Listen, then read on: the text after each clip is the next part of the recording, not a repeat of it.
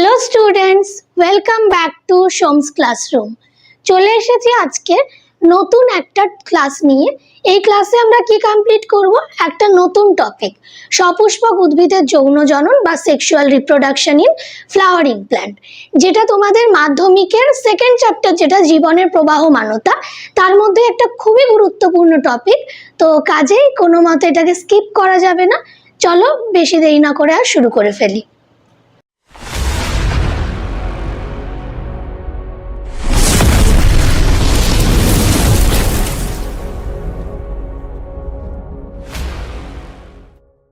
চ্যাপ্টারের যে হেডিংটা আছে, টপিকটা আছে, সেটাতে কি লেখা আছে? সপুষ্পক উদ্ভিদের যৌন জনন।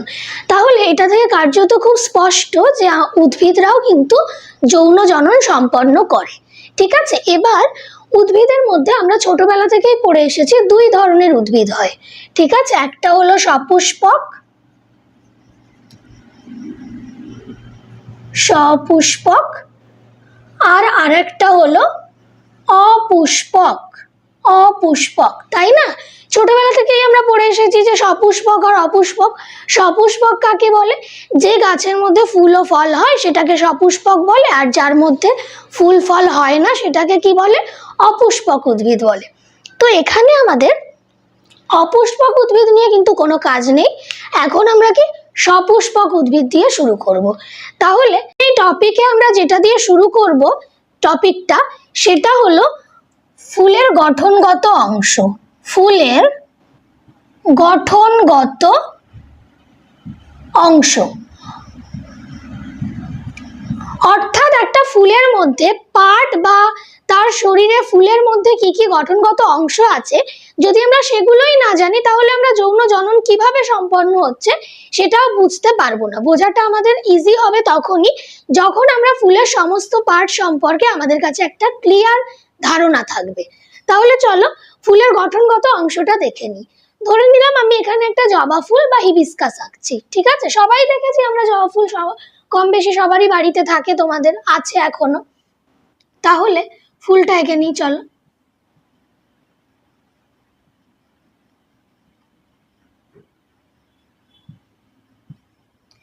এই যে একটা আমি ফুল আঁকলাম।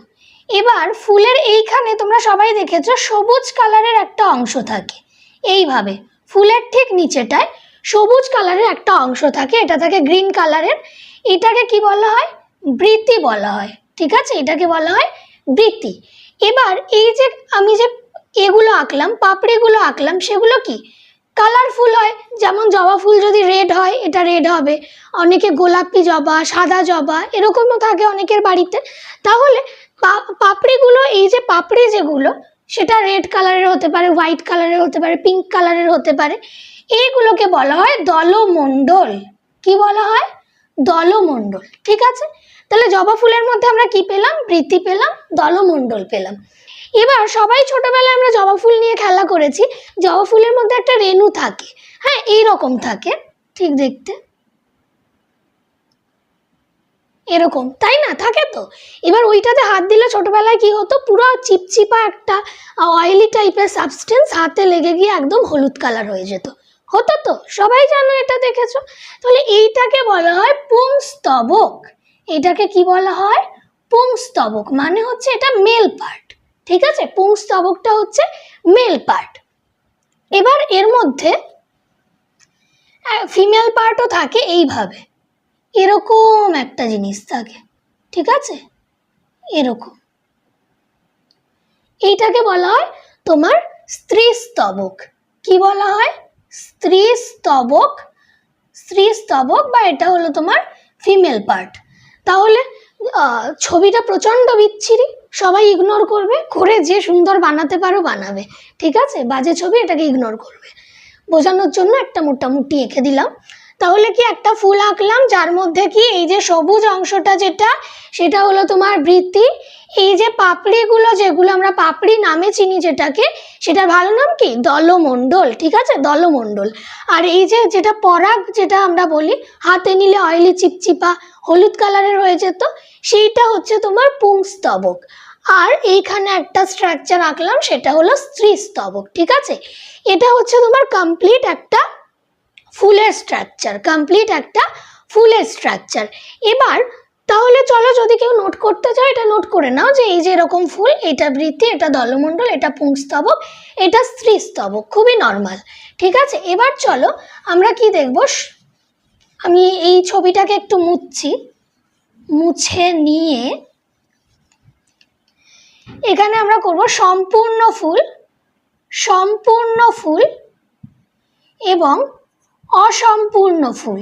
ঠিক আছে, সম্পূর্ণ ফুল এবং অসম্পূর্ণ ফুল। সম্পূর্ণ ফুল এবং অসম্পূর্ণ ফুল কি আমরা দেখলাম কি একটা ফুলের মধ্যে কটা স্ট্রাকচার থাকে, কটা অংশ থাকে, 4টে অংশ, বৃত্তি, দলমণ্ডল, পুংস্তবক আর স্ত্রীস্তবক। যার 4টে অংশই একটা ফুলের মধ্যে যদি থাকে, 4টে অংশই যদি একটা ফুলের মধ্যে থাকে, সেইটাকে আমরা কি বলবো? সম্পূর্ণ ফুল বলবো। সেটাকে আমরা কি বলবো? সম্পূর্ণ ফুল বলবো।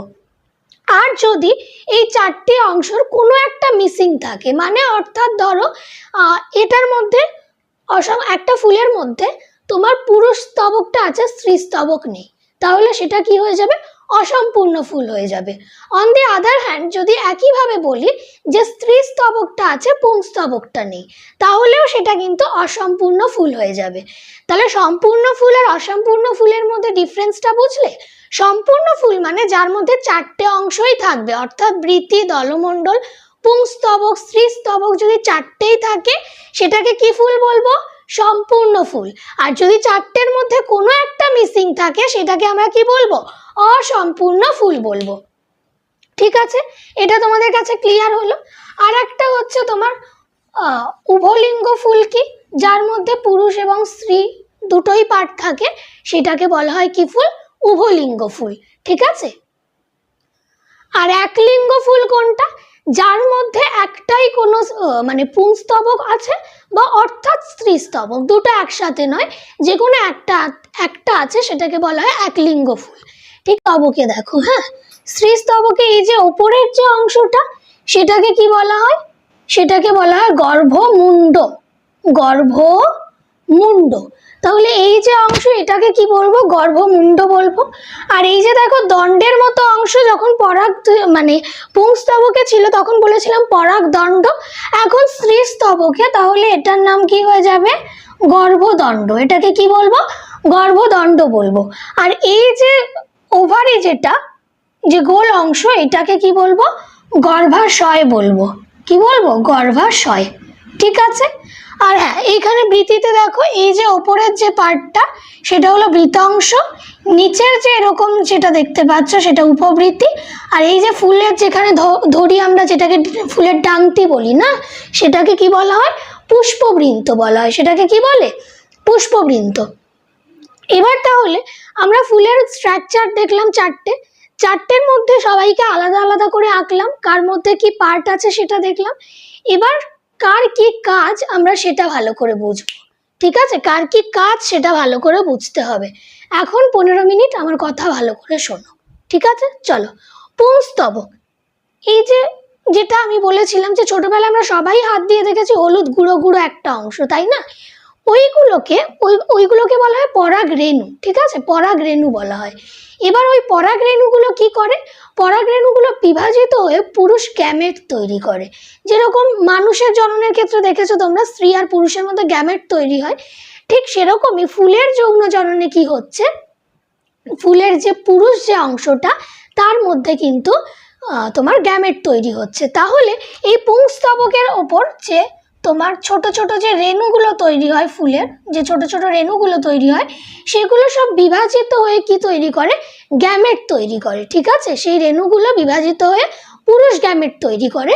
পরবর্তীতে এই পুরুষ গ্যামেট স্ত্রীস্তবকের গর্ভমুণ্ডে গিয়ে স্ত্রী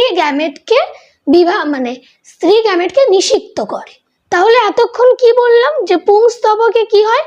যে ছোট ছোট পরাগ ধানী মানে ছোট ছোট রেণুগুলো তৈরি হয়, তারা কি বিভাজিত হয়ে কি তৈরি হয়? পুরুষ গ্যামেট তৈরি হয়। গ্যামেট তৈরি হলে আমরা জানি যৌন জননে একটা পুরুষ গ্যামেট একটা স্ত্রী গ্যামেট লাগে। পুরুষ গ্যামেটটা গিয়ে স্ত্রী গ্যামেটকে নিষিক্ত করে। তাহলে ঠিক ফুলের এইখানে এইগুলো কি বিভাজিত হয়ে পুরুষ গ্যামেট হয়ে গেল। যাওয়ার পর এই গ্যামেটগুলো স্ত্রী স্তবকের গর্ভমুণ্ডে পড়ে গিয়ে তার গ্যামেটগুলোকে নিষিক্ত করবে। এটাই হচ্ছে পুরোপুরি উদ্ভিদের যৌন জনন। ওপর থেকে আমরা দেখলাম, এবার যত আমরা ভেতরে যাব তত ব্যাপারটাকে বুঝতে পারবো। তাহলে একবার দেখে নিই আমরা কার কি কাজ আছে এর মধ্যে। যেমন মানে এই যে বৃতির যে কাজ, সেটা কি, বৃতি কি কালারের হয় বলতো? সবুজ কালার হয়, তাই তো? বৃতি সবুজ হয়। আর আমরা কি জানি, গাছের সবুজ অংশ সালোক সংশ্লেষে অংশগ্রহণ করে। ম্যাক্সিমাম টাইমে সেটা কি হয়, মানে মোস্ট অফ দি টাইম, সব থেকে বেশি সময় সেটা হচ্ছে ফুলের পাতা, কিন্তু মানে গাছের পাতা। কিন্তু এই ক্ষেত্রে যে গাছের বৃতিটা, ফুলের যে বৃতিটা সবুজ কালার, সেটাও কিন্তু সালোক সংশ্লেষে অংশগ্রহণ করছে। তাহলে বৃতির একটা কাজ কি হয়ে গেল, সালোক সংশ্লেষে অংশগ্রহণ করে। আরেকটা কাজ যদি বলতে পারো, এটা তো সবুজ হয়, খুব সুন্দর দেখতে হয়। আর এই যে আমি বললাম যে পরাগ রেণুগুলো গ্যামেট তৈরি হয়ে গর্ভমুণ্ডে গিয়ে পড়বে, তাহলে এই যে এক জায়গা থেকে আরেক জায়গায় যে ট্রাভেল করে কিসের জন্য? নিশ্চয়ই তোমরা দেখেছো গাছে প্রজাপতি আসে, তোমার পাখি আসে, মৌমাছি আসে, এরা কি মধু খেতে আসে। মধু সংগ্রহ করার সময় এরা কি করে, এই পরাগধানীগুলোকে নিয়ে এই তোমার ছোট ছোট যে গ্যামেট রেণুগুলো, সেগুলোকে নিয়ে অন্য গাছের গর্ভমুণ্ডে ফেলে দেয়। যেমন ধরো, তুমি এমন ধরে নিতে পারো যে এই গাছে একটা প্রজাপতি এসে বসলো, ঠিক আছে, মধু খেতে বসলো। আর এইগুলো কি হয়, খুব অয়েলি হয় বলেছি। তাহলে এইগুলো প্রজাপতির পায়ে ধরো আটকে গেল, ঠিক আছে, মধু খেতে আসার সময় প্রজাপতির পায়ে এগুলো আটকে গেল। এবার প্রজাপতি কি করবে, এখান দিয়ে এই ফুল থেকে মধু খাওয়া হয়ে গেল, ধরো উড়ে গিয়ে একটা স্ত্রী ফুলের ওপর বসলো। তাহলে এর পায়ে যে পরাগ রেণুগুলো যেগুলো লেগে আছে, গ্যামেটগুলো, সেইগুলোই গর্ভমুণ্ডে পড়বে। কারণ এই যে এখান থেকে মৌমাছি মধু সংগ্রহ করে এবার গেছে স্ত্রী স্তবকে, গেছে স্ত্রী ফুলের কাছে মধু সংগ্রহ করতে। তখন যখন মৌমাছি এইভাবে বসবে, তাহলে এর যে পায়ের ওপর লেগে থাকা যে রেণুগুলো, সেগুলো এই গর্ভমুণ্ডে পড়বে। ফলে সেটা আগের প্রসেসে কন্টিনিউ হবে, হয়ে গিয়ে তোমার রেণুটা স্ত্রী গ্যামেটকে নিষিক্ত করে দেবে। তাহলে এইটা হচ্ছে যে পুরোপুরি মেথড। কাউকে না কাউকে একটা তোমার মাধ্যম হতে হবে, বাহক হতে হবে। সেটা হাওয়া হতে পারে, ধরো খুব জোরে হাওয়া হচ্ছে, তখন কি এই পরাগ রেণুগুলো উড়ে গিয়ে অন্য গাছের গর্ভমুণ্ডে পড়লো, পড়ে আবার নতুন ফুল তৈরি হলো। তাহলে এইটাই হচ্ছে মেনলি প্রসেস। এবার আমরা কোথায় ছিলাম ভাবো তো? আমরা ছিলাম বৃতির কাজ কি ছিল। বৃতির একটা কাজ আমরা কি দেখলাম, সালোক সংশ্লেষ করা। আর একটা কি হতে পারে, এই যে কালারফুল এত সুন্দর সবুজ কালার, একে দেখে কি মৌমাছি, প্রজাপতি, পাখি এরা অ্যাট্রাক্ট হচ্ছে, আকর্ষিত হচ্ছে, হয়ে গিয়ে ফুলের কাছে যাচ্ছে। তাহলে এর দুটো কাজ হয়ে গেল। এবার চলো দলমণ্ডলের কাজ। তাহলে বৃতির কাজ কমপ্লিট। এবার দলমণ্ডলের কাজ কি দেখি। দলমণ্ডল তো বৃতির থেকে আরো সুন্দর হয়, তাই না, কালারফুল হয়। তাহলে এবার ধরো এমন হলো যে এইখানে খুব মানে গাছের যে দলমণ্ডলটা, যে পাপড়িগুলো, সেগুলো খুব কালারফুল হয়। তাহলে কালারফুল হলে কি হবে, পতঙ্গরা অ্যাট্রাক্ট হবে, এই গাছটার প্রতি আকর্ষিত হবে, ফুলের প্রতি, হয়ে মধু খেতে চলে আসবে। তখন তাদের পায়ে, হাতে, গায়ে সব লেগে যাবে রেণুগুলো, গিয়ে এইভাবে তোমার গ্যামেটের ট্রান্সফার হবে। তাই তো, এক জায়গা থেকে, এক ফুল থেকে অন্য ফুলে গ্যামেটের ট্রান্সফার হবে। এবার অনেক এমন পতঙ্গ আছে যারা কিন্তু ফুলের স্মেল শুকে আসে, যে ফুলের স্মেল সুন্দর তার উপর বসবে। তাহলে কি, এই পাপড়ি কিন্তু, ফুলের পাপড়ি ফুলের স্মেলের জন্য রেসপন্সিবল, ফুলের যে সুন্দর গন্ধ তার জন্যও তোমার দায়ী। এবার সেই তোমার গন্ধটা শুকে অন্য পতঙ্গরা আসবে, এসে ঠিক একইভাবে মধু সংগ্রহ করবে, করে পরাগগুলোকে ট্রান্সফার করবে, গ্যামেটের ট্রান্সফার হবে। বোঝা গেছে? মানে এর কাজটা কি আমি সেটা বলতে চাই। একলিঙ্গ ফুলের উদাহরণ কি হতে পারে? একলিঙ্গ ফুল যেটা, তার উদাহরণ কি, কুমড়ো ফুল। লিখে নাও, একটা করে এক্সাম্পল মনে রাখো, ঠিক আছে, কুমড়ো ফুল। আর উভলিঙ্গ কি, এক্ষুনি যেটা দেখালাম যার এক্সাম্পল নিয়ে, জবা ফুল, সেটাকে তাহলে উভলিঙ্গ ফুল তোমরা কি লিখতে পারো, জবা। ঠিক আছে, এরকম একটা দুটো এক্সাম্পল করে রাখবে, এমসিকিউতে দিয়ে দিতেই পারে যে একলিঙ্গ, এর নিম্নলিখিত ফুলগুলির মধ্যে একলিঙ্গ কোনটি লেখো, উভলিঙ্গ কোনটি লেখো, তখন তো তোমাদের লিখতে হবে। তাই এরকম বা উদাহরণ দাও, এরকম এক দুটো মুখস্থ করে রেখে দিও, ঠিক আছে। এবার আমরা ফুলের মধ্যে, মানে ফুলের যে স্ট্রাকচারটা পড়েছিলাম, স্ট্রাকচারের মধ্যে কি দেখেছিলাম, চারটে স্তবক হয় তোমার, বৃতি, দলমণ্ডল, পুংস্তবক আর স্ত্রীস্তবক। এবার চলো সেগুলোকে আলাদা আলাদা করে এঁকে তাদের কাজগুলো আমরা ব্যাখ্যা করব। তাহলে প্রথমে কি লিখছি, বৃতি লিখি। হ্যাঁ, প্রথমে বৃতি। কেমন হতে পারে বৃতি?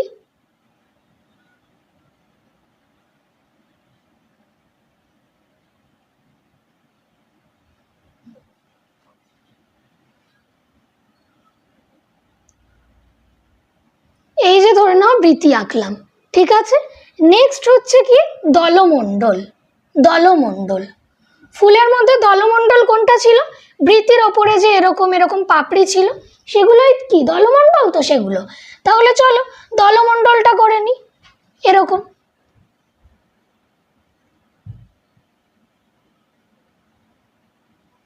এটা হলো কি তোমার দলমণ্ডল। তাছাড়াও কি ছিল?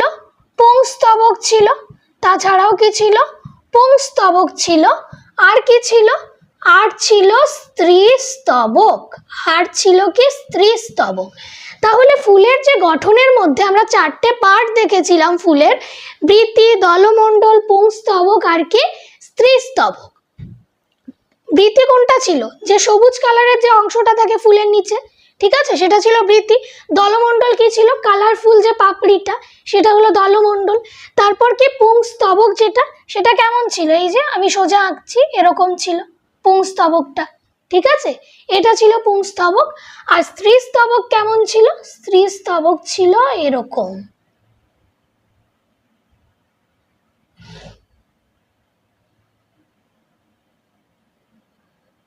তাই না? এটা ছিল স্ত্রীস্তবক এরকম। এবার এই পুংস্তবকের মধ্যে এই যে ওপরের যে পার্টটা টুপির মতন, সেটাকে বলা হয় পরাগধানী। কি বলা হয়? পরাগধানী। আর এই যে তোমার যে লাঠির মতো যে অংশটা, সেটাকে কি বলা হয়? পরাগদণ্ড। পরাগদণ্ড। ক্লিয়ার? পরাগদণ্ড। পুংস্তবকের কি কাজ? পুংস্তবকের কাজ ওই যে পরাগধানীগুলো থেকে পরাগ রেণু উৎপন্ন হবে ছোট ছোট, সেগুলো বিভাজিত হয়ে গ্যামেট তৈরি হবে, হলো। আর গর্ভমুণ্ডে এসে সেগুলো পড়বে, গিয়ে গর্ভমুণ্ডে আগের প্রসেস কন্টিনিউ হবে, সেটা আমরা পরের পার্টে দেখব। তাহলে এইটুকু পুরোপুরি ক্লিয়ার কে কি করছে। এবার এই যে বললাম পতঙ্গরা এসে একটা জায়গা থেকে পুরুষ স্তবক থেকে পরাগ রেণু নিয়ে অন্য ফুলে গিয়ে স্ত্রী স্তবকে যে পরাগ রেণুগুলো ফেলে দেয়, এইটাকে এই যে মিলন হচ্ছে স্ত্রী গ্যামেটের সাথে পুং গ্যামেটের, সেইটাকে বলা হয় কি পরাগ মিলন। তাহলে আমাদের নেক্সট টপিক কি? আমাদের নেক্সট টপিক হলো পরাগ মিলন। তাহলে চলো এটা মুছে দিয়ে আমরা পরাগ মিলনটা শুরু করব। এবার চলো আমরা দেখব নেক্সট টপিক পরাগযোগ বা পলিনেশন, ঠিক আছে। এইখানে দুই ধরনের পরাগযোগ হতে পারে। একটা হলো স্বপরাগযোগ, স্বপরাগযোগ, আর অপরটি হলো কি ইতর পরাগযোগ, ইতর পরাগযোগ। স্বপরাগযোগ মানে আমরা বুঝতেই কি পারছি, স্ব মানে কি নিজের, নিজের গাছের ফুলের মধ্যে বা নিজের ফুলের মধ্যে যদি পরাগ মিলন হয় সেটাকে বলবো কি স্বপরাগযোগ। আর ইতর পরাগযোগ কি একই প্রজাতির কিন্তু আলাদা গাছের, যেমন গোলাপ ফুলেরই রেণু গিয়ে গোলাপ ফুলে পড়ছে, কিন্তু সেটা কি অন্য গাছের, প্রজাতি সেম, জবা ফুল, গোলাপ ফুল, সূর্যমুখী, প্রজাতি সেম কিন্তু গাছ আলাদা, সেটা হলো ইতর পরাগযোগ। আর স্বপরাগযোগ কি? সেটা হলো একই ফুলের বা একই গাছের ফুলের, ঠিক আছে। তাহলে স্বপরাগযোগের মধ্যে আমরা কি দুটো জিনিস পাবো, একটা হলো অটোগ্যামি, একটা কি অটোগ্যামি,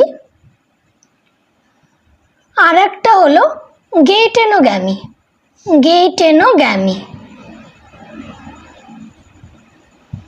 গেইটেনোগ্যামি। তাহলে স্বপরাগযোগ মানেই আমরা কি বুঝতে পারছি, যে নিজের গাছের মধ্যে, নিজের ফুলের মধ্যে।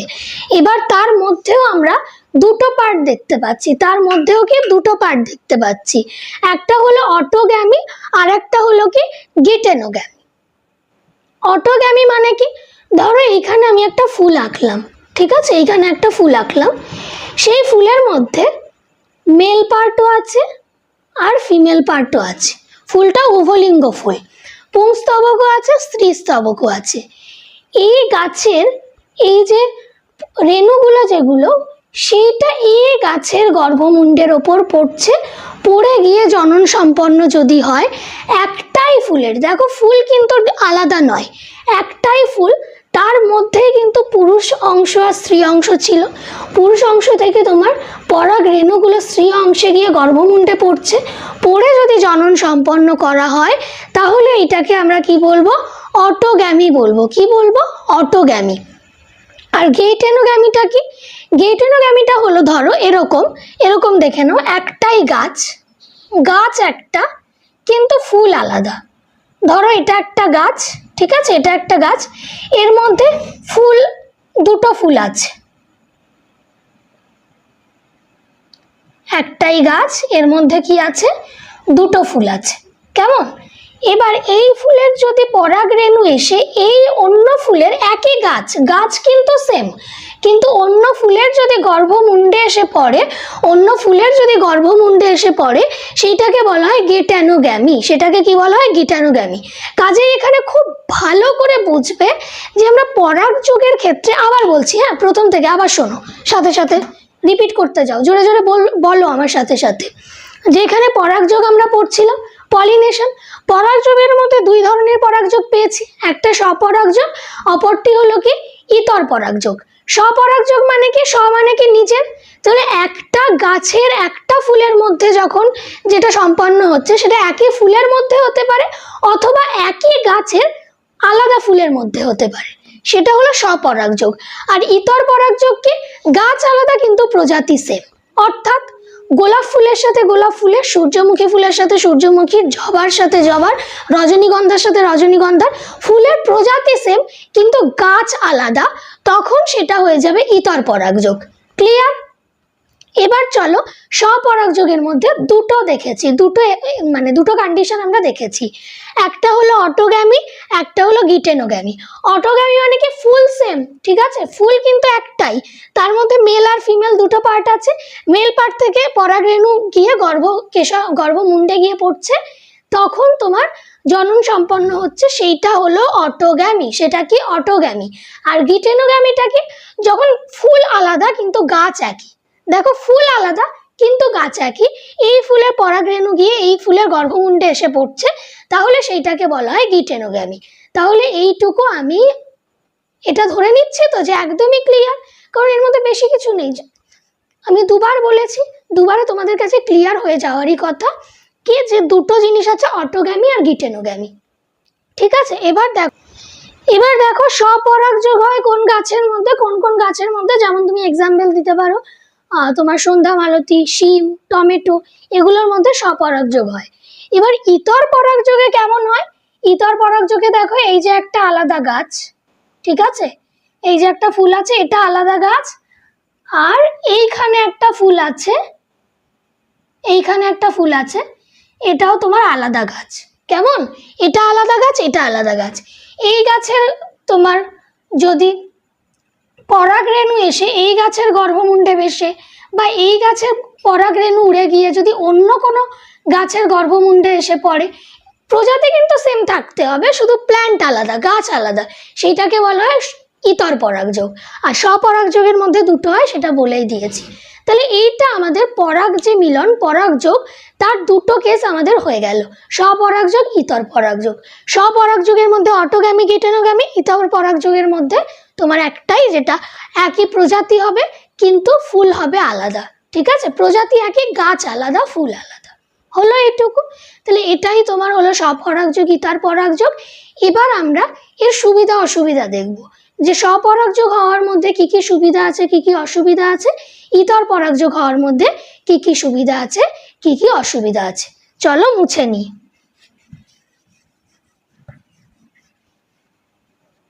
চলো আজকে ক্লাসে আমাদের লাস্ট টপিক স্বপরাগযোগ এবং ইতর পরাগযোগের কি কি সুবিধা এবং কি কি অসুবিধা আছে দেখে নিই। স্বপরাগযোগের সুবিধা দেখো, বাহকের প্রয়োজন হয় না, তাই অপচয় কম হয়। অর্থাৎ কি লিখতে চেয়েছি, স্বপরাগযোগ মানে কি একটা ফুলের মধ্যেই হয় দেখেছো, তাহলে সেক্ষেত্রে কি কোনো বাহকের প্রয়োজন পড়ে?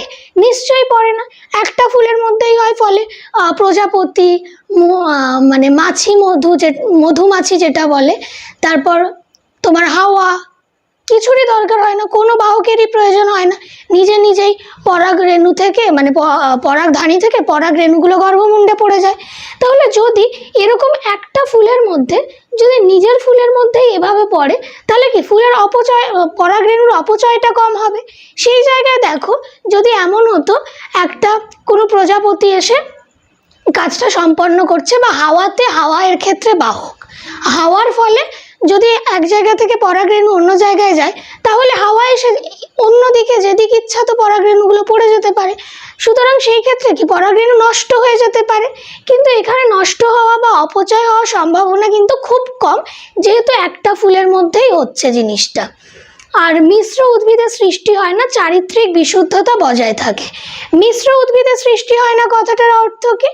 অর্থাৎ কি একটা ফুলের মধ্যেই হচ্ছে, তাদের জেনেটিক ম্যাটেরিয়াল সেম, সেই সেম জেনেটিক ম্যাটেরিয়ালের মধ্যে যখন কাজটা হচ্ছে তখন কি মিশে যাওয়ার মানে ক্যারেক্টারগুলো মিশে যাওয়ার পসিবিলিটি অনেকটা কম।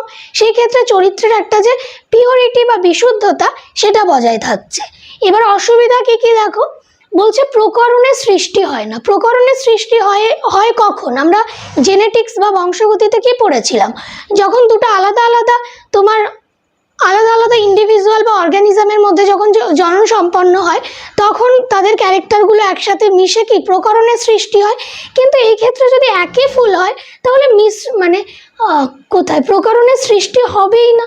যদি একই ফুলের মধ্যে হয়, তাহলে কি প্রকরণের সৃষ্টি হবে না, এটা একটা অসুবিধা। আর একটা কি আছে, অভিযোজন ক্ষমতা কম হওয়ায় প্রতিকূল পরিবেশে বাঁচার ক্ষমতা হ্রাস পায়। অর্থাৎ এর পরিবেশের সাথে মানিয়ে নেওয়ার ক্ষমতাও কম হবে। যদি কোনো ফুলের ক্ষেত্রে স্বপরাগযোগ হয়, তাহলে সেটা কি হবে, পরিবেশে মানিয়ে নেওয়ার ক্ষমতা বা অভিযোজন ক্ষমতা কম হবে। তাহলে স্বপরাগযোগের সুবিধা আর অসুবিধা এখানে হয়ে গেল। চলো এবার এই দিকে ইতর পরাগযোগের সুবিধা আর ইতর পরাগযোগের অসুবিধা কি কি আছে।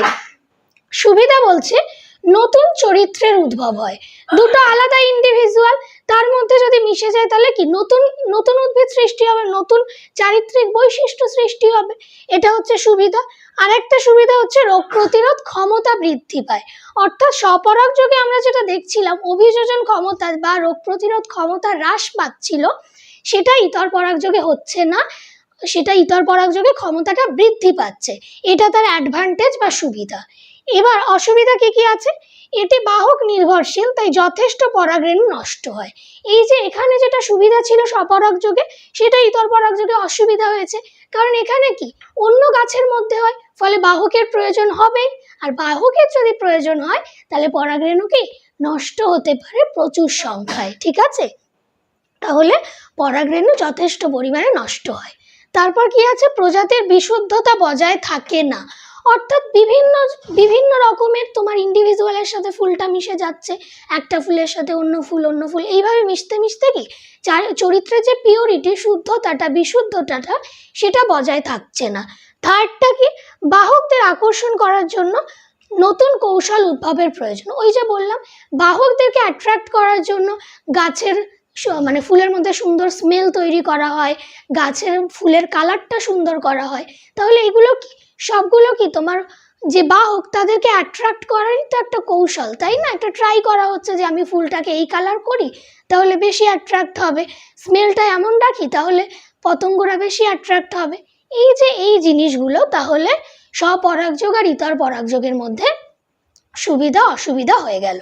তাহলে আজকে ক্লাসটা আমরা এখানেই শেষ করব। তাহলে প্রথম থেকে চলো আরেকবার আমরা বলে নিই যে কি কি করেছি আজকে এসে সপুষ্পক উদ্ভিদ কি জেনেছি, তার মধ্যে মানে ফুলের যে চারটে অংশ, গঠনগত অংশ, সেগুলোকে দেখেছি, কার কি কাজ সেটা দেখেছি। তারপর পরাগ মিলন পড়েছি আমরা, পরাগযোগ যেটা, তার মধ্যে স্বপরাগযোগ ইতর পরাগযোগ দুটো হয়। স্বপরাগযোগের মধ্যে দুই ধরনের তোমার অটোগ্যামি আর গিটেনোগ্যামি হচ্ছে, সেটা কিভাবে হয় দেখালাম। তারপর সুবিধা আর অসুবিধা পড়লাম। পরের দিন আমরা পড়ব যে পরাগ রেণুটা গর্ভমুণ্ডে গিয়ে পরে, যে আমি বলেছিলাম না প্রত্যেকবার যে গর্ভমুণ্ডে এসে পড়ছে, তার পরের যে প্রসেসটা সেটা তোমার গর্ভাশয়ের মধ্যে কন্টিনিউ হচ্ছে, ফিমেল পার্টের মধ্যে কন্টিনিউ হচ্ছে, সেটা কিভাবে হচ্ছে আমরা সেই জিনিসটা নেক্সট ক্লাসে পড়ব। তাহলে চলো আজকে এই পর্যন্তই। আজকের ক্লাসে যা যা হয়েছে তোমরা প্রত্যেকে সেটাকে রিভিশন করবে বই থেকে, মাস্ট। আবারও বলছি, টেক্সট বইয়ের প্রত্যেকটা লাইন ধরে ধরে তোমাকে কিন্তু পড়তেই হবে। তাহলে চলো নেক্সট ক্লাসে আবার দেখা হচ্ছে। Bye bye.